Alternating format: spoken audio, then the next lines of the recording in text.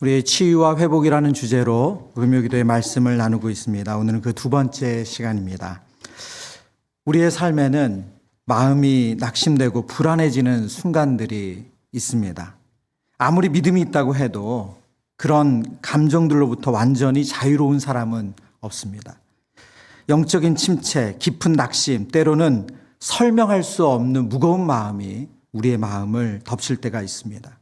믿음이 좋다고 해서 항상 밝고 강인한 것만은 아닙니다.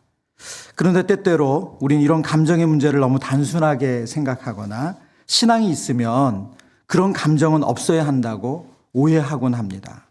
그래서 심지어 이렇게 말씀하시는 분도 있더라고요. 믿는 사람이 우울증 약을 먹는 것은 믿음이 없는 것이다. 여러분, 이 말처럼 우리의 마음의 아픔을 약하거나 부끄러운 것으로 여기는 시선이 교회 안에 있습니다. 그러나 그렇지 않죠. 감기처럼 누구나 걸릴 수 있는 몸에 병이 있듯 신자도 마음의 감기에 걸릴 수 있습니다. 다리가 부러지면 부목을 대어야 하듯 마음이 부러졌을 때 누군가의 위로와 전문가의 처방과 검증된 약이 우리의 마음에 부러진 곳에 부목이 될 수가 있습니다. 우리는 육체와 정신, 영혼이 연결된 존재이기 때문에 영적인 사람일수록 자신의 마음 상태를 더 민감하게 살피고 하나님 앞에 가져가는 용기가 필요합니다. 그렇다면 어떻게 이렇게 낙심과 불안한 마음이 하나님 안에서 치유되고 회복될 수 있을까? 오늘 우리가 나눈 시편 42편 5절에서 11절 말씀은 그런 내면의 침체와 싸우는 한 시인의 솔직한 고백과 믿음의 싸움을 우리에게 보여주고 있습니다. 그는 깊은 낙심 가운데서 하나님을 찾고 그리고 자신에게 말을 걸며 믿음의 길을 붙들고자 몸부림칩니다. 이 시편의 고백이 저와 여러분의 고백이 되길 바랍니다. 오늘 본문을 통해서 우리의 마음을 회복해 하시는 그 세 가지의 길을 우리 말씀을 통해서 지혜를 얻기를 원합니다. 그 첫 번째는 하나님께서 이전에 내게 행하신 성품과 일을 기억하는 것이라는 거예요. 우리의 무너진 마음, 우리의 깨어진 마음, 우리의 상한 마음, 우리의 낙심된 마음이 회복되려면 하나님께서 이전에 내게 행하신 그 하나님의 성품과 일을 기억하는 것입니다.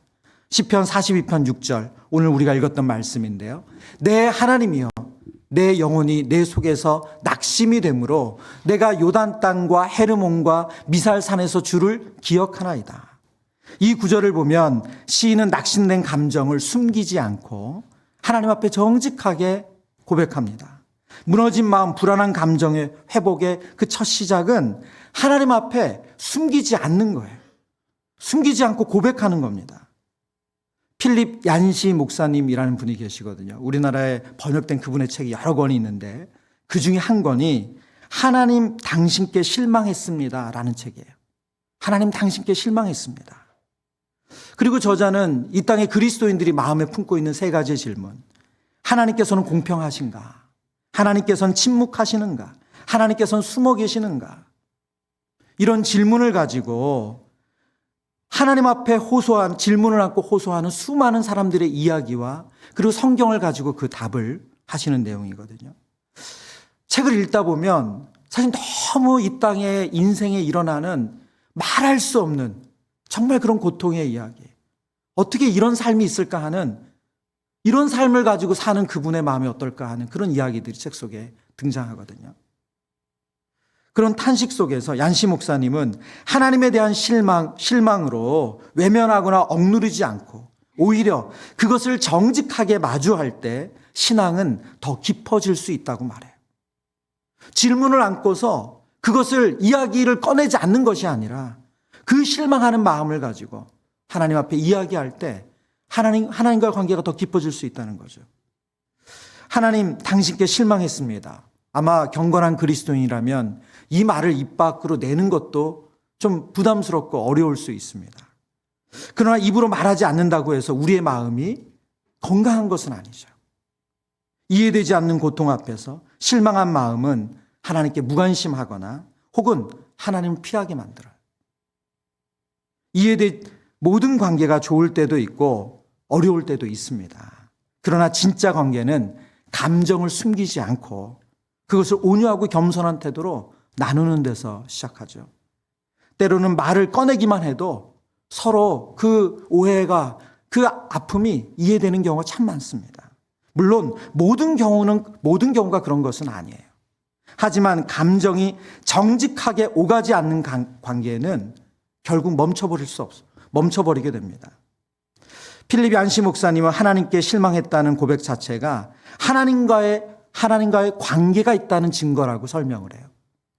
하나님께 실망했습니다 라고 이런 고백이 하나님과의 관계가 여전히 유지되고 있고 관계 속에 있다는 거예요. 실망은 무관심이 아니기 때문입니다.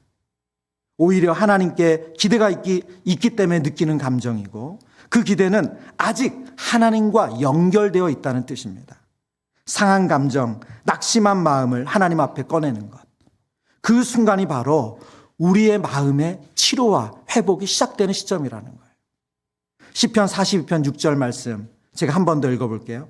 내 하나님이여, 내 영혼이 내 속에서 낙심이 되므로 내가 요단 땅과 헤르몬과 미살산에서 주를 기억하나이다.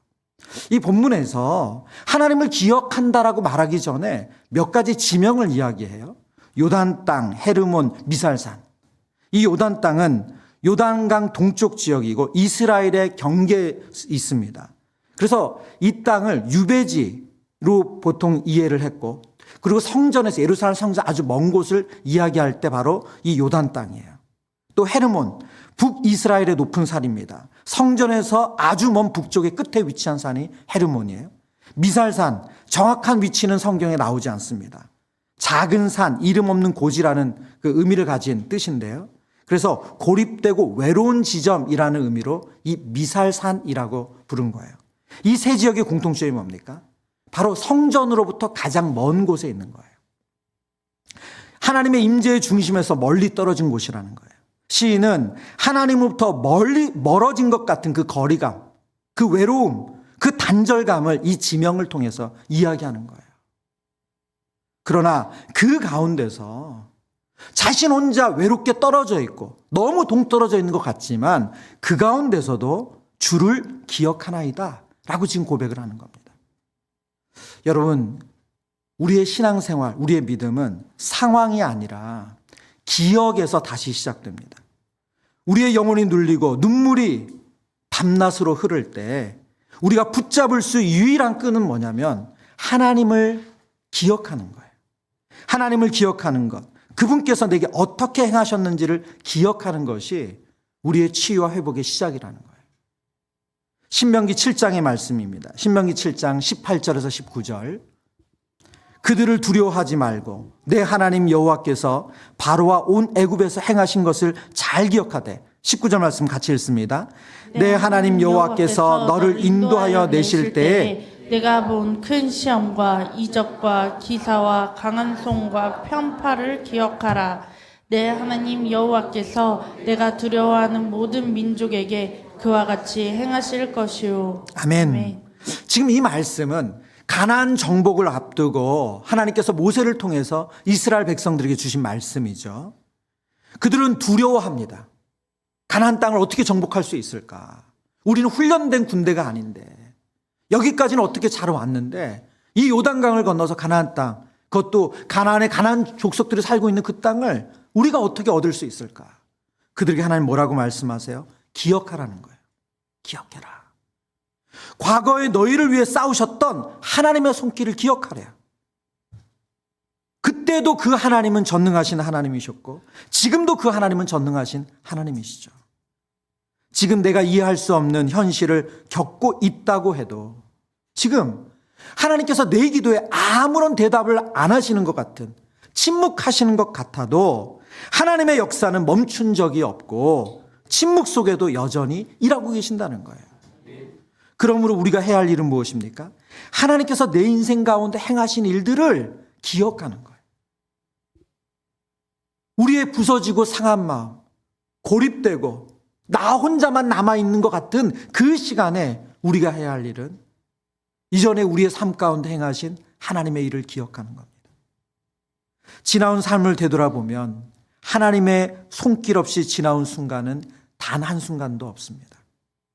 우리가 기도하며 매달렸던 수많은 문제들에 신실하게 응답하셨던 하나님을 기억하는 것입니다. 그분은 여전히 우리에게 동일한 하나님이신 줄 믿습니다.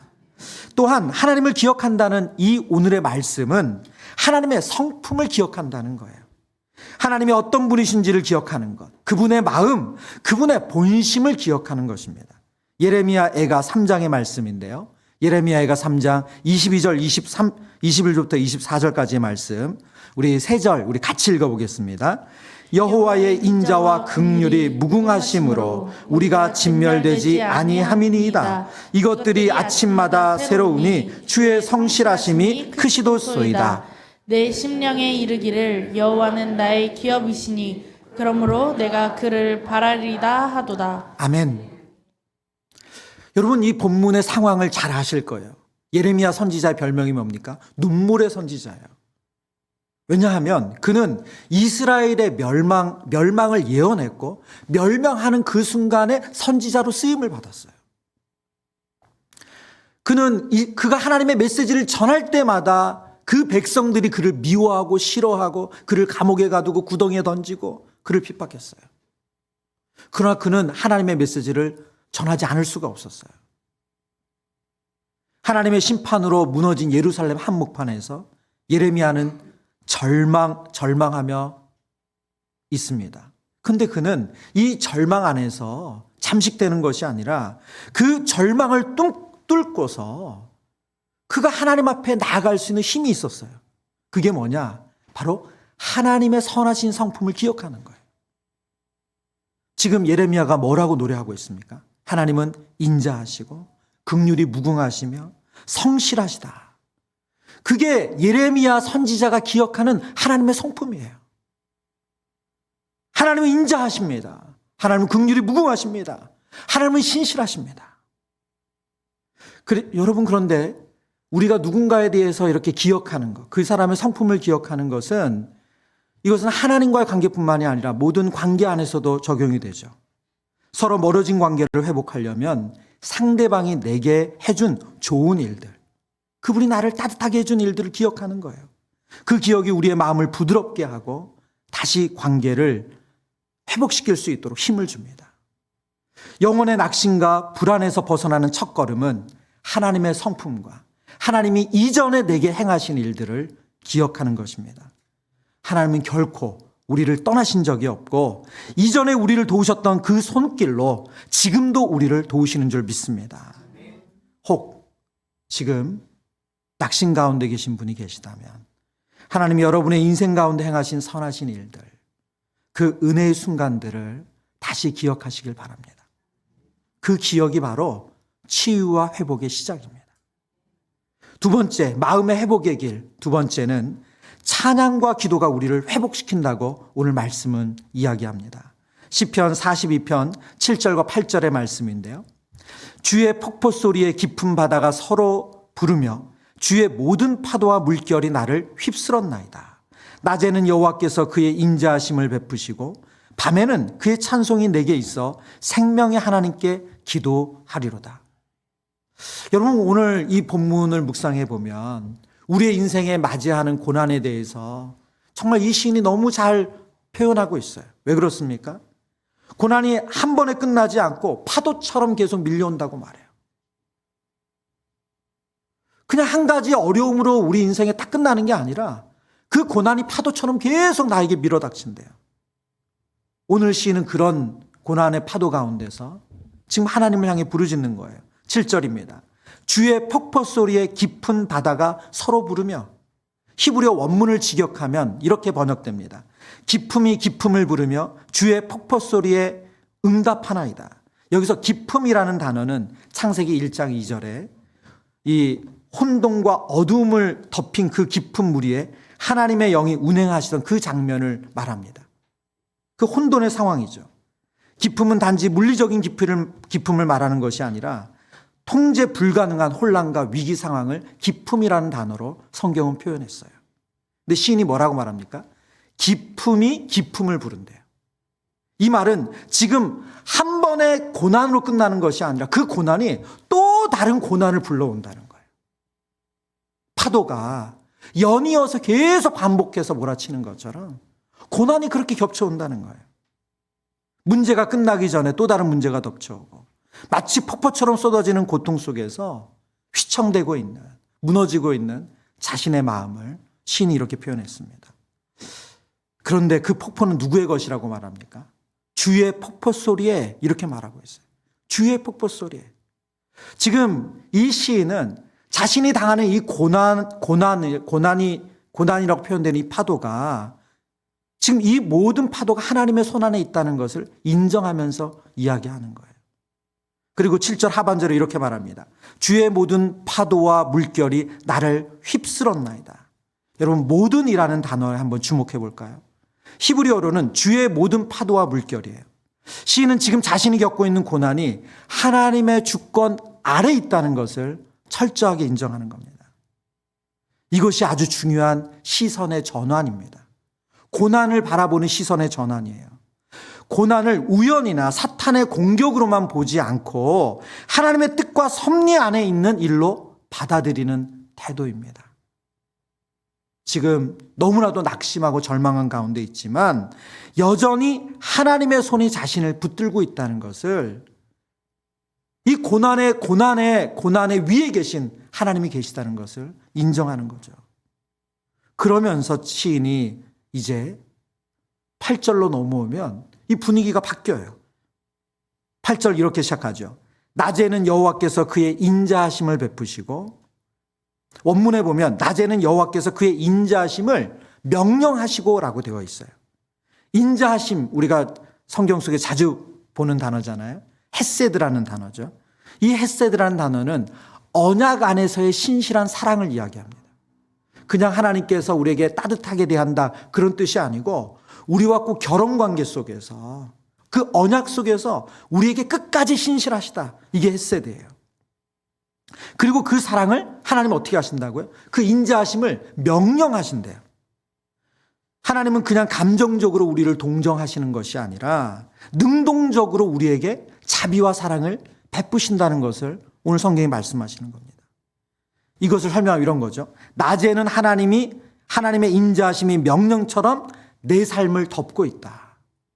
지금 이렇게 고백하는 거예요. 그리고 이어서 이렇게 말합니다. 밤에는 그의 찬송이 내게 있어 생명의 하나님께 기도하리로다. 여러분, 성경이 밤을 상징적인 언어로 많이 쓰는데 밤은 우리에게 외로움, 고통, 두려움의 시간을 상징합니다.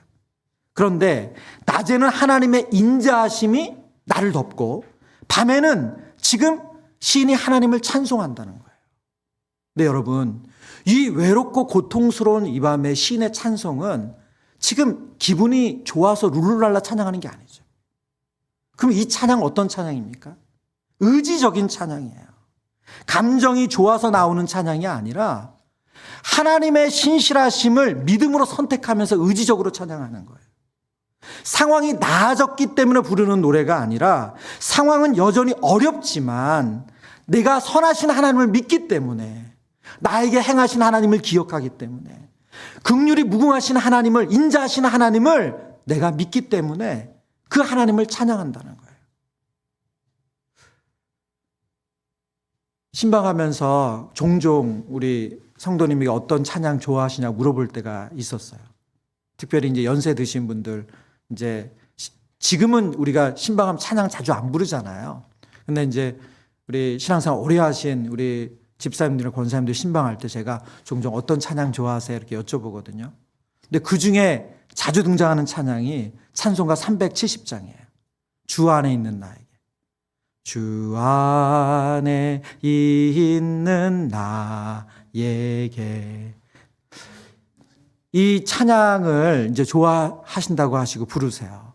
근데 여러분, 이 찬양의 가사를 불렀던 우리의 믿음의 선배들의 그 시대, 그 살았던 삶은 사실은 그렇게 평안한 삶이 아니었어요. 근데 이 찬양의 가사는 뭡니까? 주 안에 있는 나에게 딴 근심 있으랴.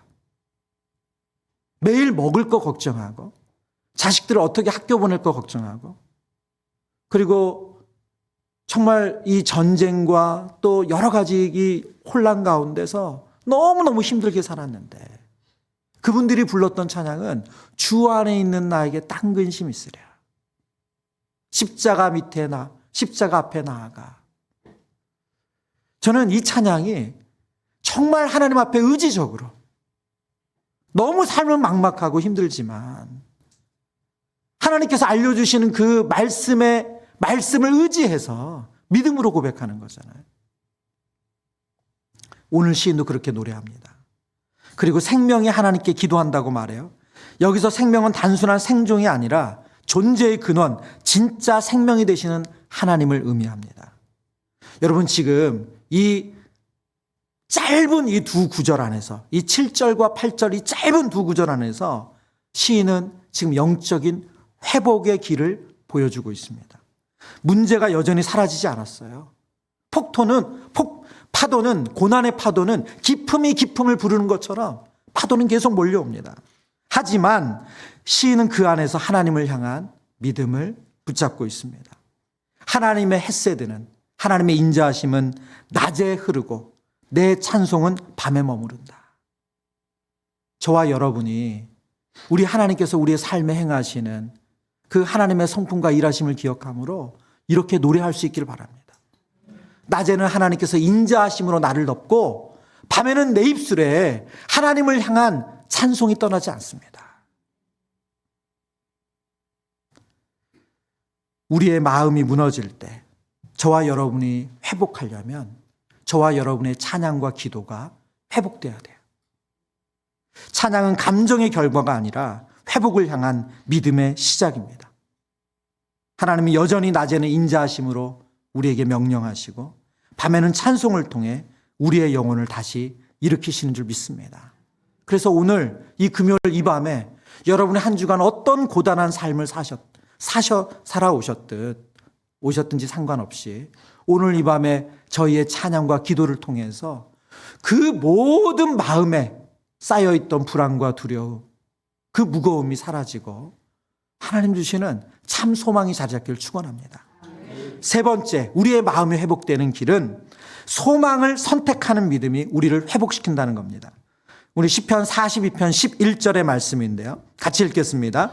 내 영혼아, 내가 어찌하여 낙심하며 어찌하여 내 속에서 불안해하는가. 너는 하나님께 소망을 두라. 나는 그가 나타나 도우심으로 말미암아 내 하나님을 여전히 찬송하리로다. 아멘. 오늘 시편에 보면 이 말씀이 반복해서 나옵니다. 시편 42편과 43편은 이전에 한나의 시가 아니었나 이렇게 볼 정도로 이 두 시가 닮아 있거든요. 그래서 이 구절, 11절의 이 구절이 반복이 되는데요. 이 본문의 말씀은 오늘 본문의 결론입니다. 시인은 반복적으로 낙심과 불안 속에서 감정에 더 이상 휘둘리지 않겠다. 그리고 오히려 자신의 영혼을 향해 믿음으로 선포합니다. 내 영혼아, 내가 어찌하여 낙심하며 어찌하여 내 속에서 불안해하는가. 너는 하나님을 바라라. 나는 그가 나타나 도우심으로 말미암아 내 하나님을 여전히 찬송하리로다.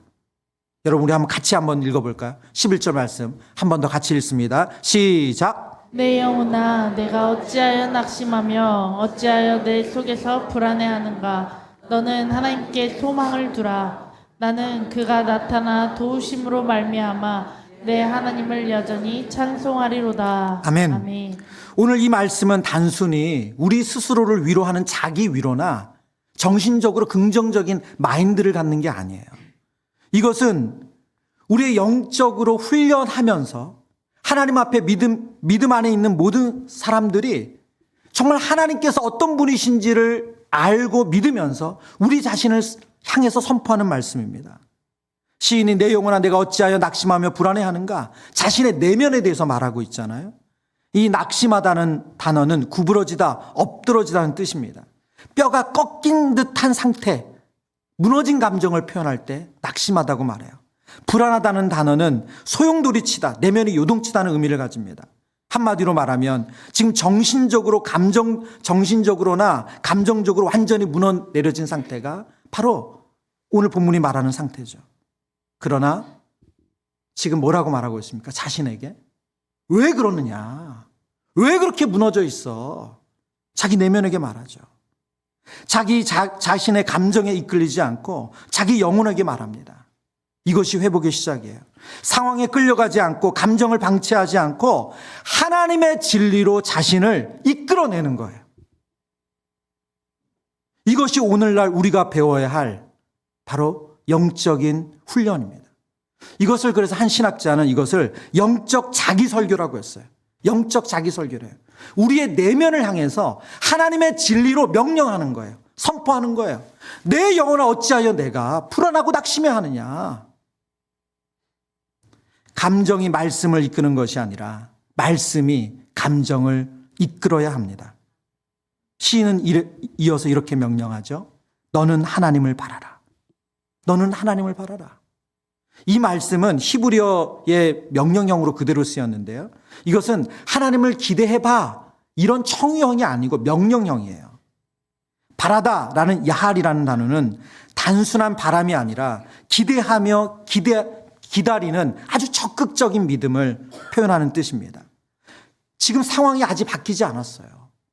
여전히 파도가 겹겹이 몰려옵니다. 그래서 그 파도에 내가 잠식될 것 같아요. 죽을 것 같아요. 그렇지만 그 상황 가운데서 하나님을 바라보기로 선택한다는 거예요. 여기서 우리는 중요한 신앙의 진리를 발견합니다. 소망은 감정의 결과가 아니에요. 저와 여러분의 감정이 부풀어 올라서 소망이 생기는 것이 아니라 바로 믿음의 선택이라는 거예요. 하나님이 어떤 분이신지를 알 때 우리는 두려움 대신에 소망을 붙들 수 있습니다. 우리의 삶도 마찬가지입니다. 상황이 바뀌어서 믿는 것이 아니라 믿음은 환경에 반응하는 감정이 아니라 하나님을 향한 의지의 방향입니다. 시는 마지막으로 이렇게 고백하죠. 나는 그가 나타나 도우심으로 말미암아 내 하나님을 여전히 찬송하리로다. 여기서 중요한 단어가 여전입니다. 여전히. 상황이 좋아졌기 때문에 찬양하는 것이 아니라 하나님의 구원의 손길이 아직 내게 미치지 않았어요. 그러나 시인은 미리 그 하나님을 찬양합니다. 왜요? 그 하나님은 신실하셔서 그 하나님은 인자하셔서 반드시 그가 나타나 우리를 도우시기 때문입니다. 히브리어 원문에 그가 나타나 도우심으로 말미암아 이 단어는 그의 얼굴의 구원이라고 직역해요. 그의 얼굴의 구원. 하나님이 도우신다는 것은 하나님의 얼굴을 우리에게 보여주신다는 거예요. 응답이 있기 전에 하나님께서 우리의 얼굴을 보여주실 것을 믿음으로 하나님을 찬양하는 것이 오늘 성도가 보여주어야 할 믿음의 태도입니다. 저와 여러분의 무너진 마음, 상한 마음, 낙심된 마음, 불안한 마음, 두려움에 휩싸인 마음이 회복되려면 우리의 마음에 소망을 가져야 돼요. 근데 그 소망이 어디서 옵니까? 하나님께서 우리를 향해서 이전에 행하셨던 일과 그분의 성품과 그분이 우리 가운데 함께 하심을 우리가 진리를 확인함으로 가능합니다. 이제 말씀을 정리합니다. 시편 42편에 이 본문을 쓴 성도의 모습은 오늘 우리의 모습이기도 합니다. 예외 없이 우리의 인생에 수많은 어려움들이 있습니다. 기도가 막히고 감정이 말라버리는 밤을 지날 때도 있습니다. 그때 우리가 해야 할 일은 한 가지입니다. 감정을 따라가는 것이 아니라 진리를 붙잡는 거예요. 여러분, 기도할 마음이 생겨서 기도하는 게 아니에요. 찬양할 마음이 생겨서 찬양하는 게 아니에요. 이전에 나에게 행하신 하나님의 선하심과 하나님의 성품을 기억함으로 그 하나님을 믿음으로 의지적으로 선택하며 소망으로 나아가는 겁니다. 그럴 때 우리의 입술에 하나님 주시는 찬양이 회복되어지고 또 하나님께서 우리를 더 깊은 기도의 자리로 이끄실 줄을 믿습니다.